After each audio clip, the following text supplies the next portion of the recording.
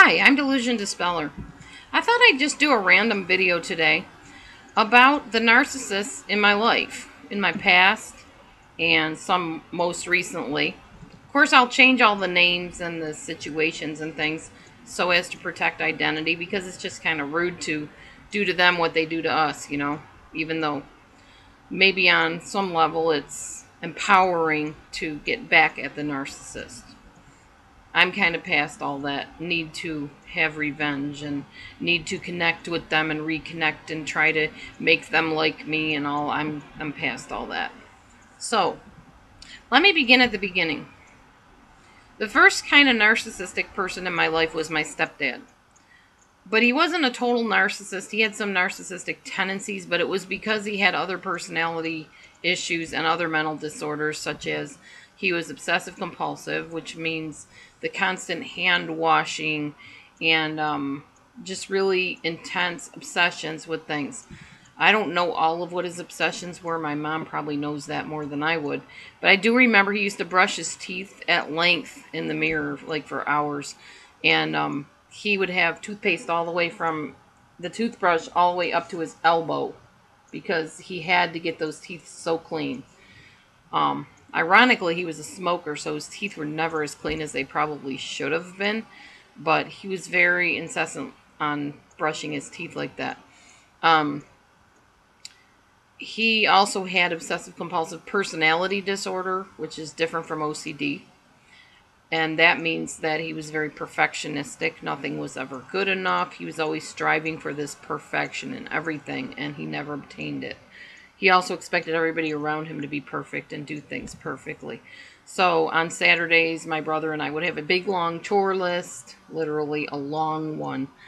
And it would just keep us busy, like, all morning. And we were like, could we go out and play with our friends? And he'd say, well, not till you get everything picked up in the yard, or not till you clean off that windowsill so there's not a speck of dust on it. And he wasn't just saying that exaggerating. He literally meant a speck of dust on the windowsill would mean that we had to do it over again.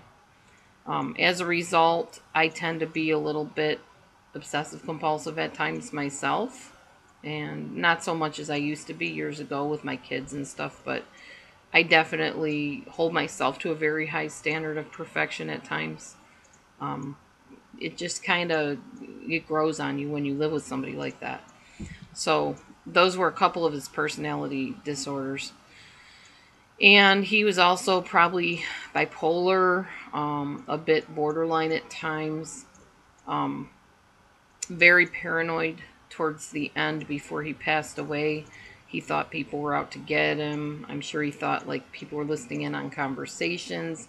I remember a time he grabbed a letter out of the garbage that I had written my cousin, and it was in a sealed envelope, and he was opening up the envelope. I was laying in bed pretending to sleep, and he was going through my trash can like frantically looking for this letter, and he finally got the letter, and I'm like, Dad, what are you doing? He said, I know you're writing something about me. You're telling Debbie all about me, and you're just saying all kinds of stuff, and you're telling her I do this and that. And I'm like, no, really, the letter wasn't anything about that. But he insisted to read the letter, and I think he ended up just putting it back in the garbage can and walking out of the room. But he was very paranoid. So my life was very unstable from the time I was about 7 on up to 16. Very dysfunctional. My mom was a good mom. She was very careful about protecting us, sometimes a little bit too careful.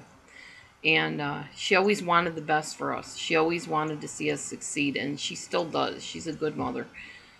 But living with my stepdad and being married to him, of course, she was very intimidated by him. So a lot of times when he would be abusive, she didn't know how to handle it. And she would try to intervene, but she was afraid for herself too. And I respect her for doing the best she could with somebody that was like he was. She stayed with him for a long time, but then she finally did divorce him when he became really bad at hoarding things in the house. So that was the first episode I had with somebody that was dysfunctional. Stay tuned for the next video. I'll tell you more.